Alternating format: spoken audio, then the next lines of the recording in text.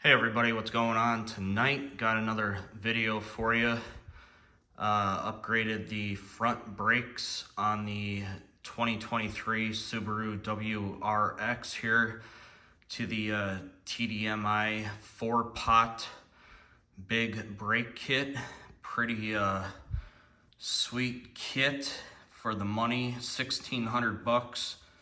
Includes the 4-pot calipers, rotors, and braided brake line, and then all the hardware to mount everything.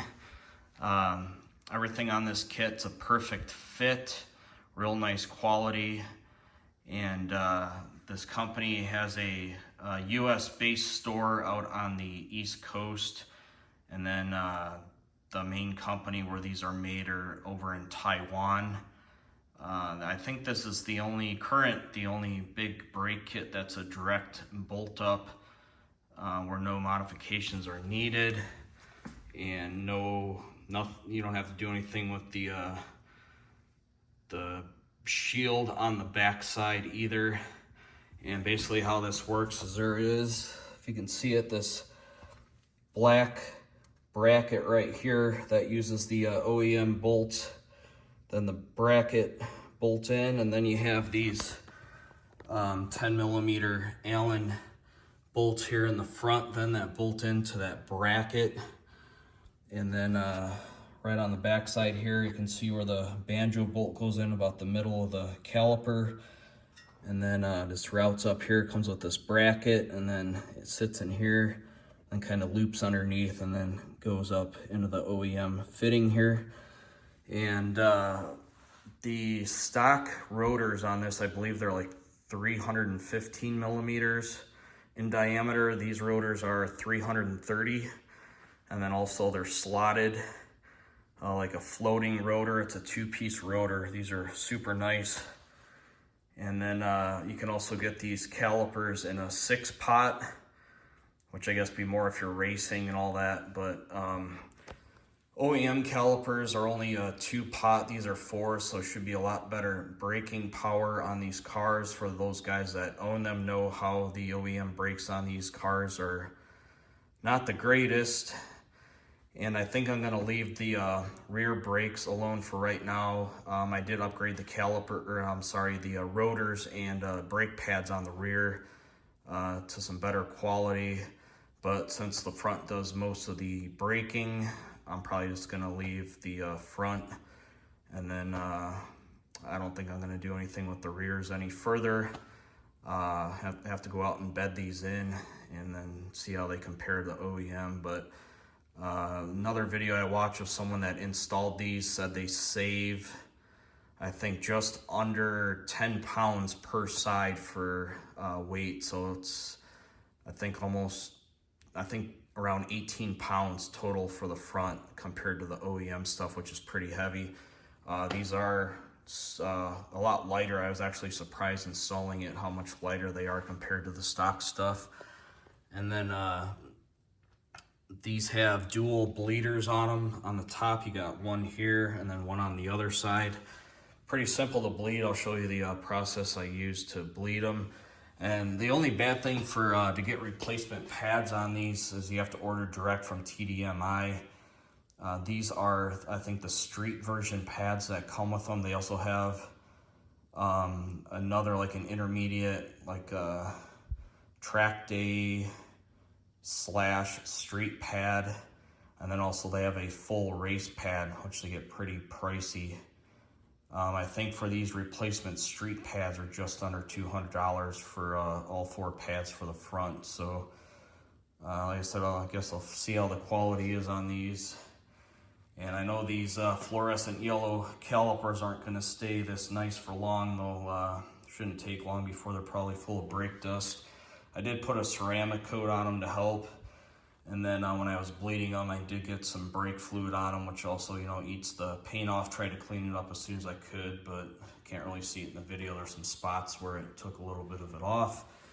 And then I'll show you the other side. I already have the wheel installed on it. Here's the brake reservoir up here. I always run this kind of like the sport bikes. to run that around there in case there's any spillage or anything else. Helps soak it up. And then this side got the wheel back on. For wheels, I'm running the NK TS10s. They're a 18 by 8.5 with an offset of 50. OEM offset on these on the stock wheels are a 55, but same size rim, 18 by 8.5. I try to stay as close to stock as possible because I didn't really want to mess with the offset. So it's a 50 offset. Got plenty of clearance on the wheels for the calipers. Also check behind to make sure the brake line routing is good, so it clears the wheels, no problems there. Everything's good on that.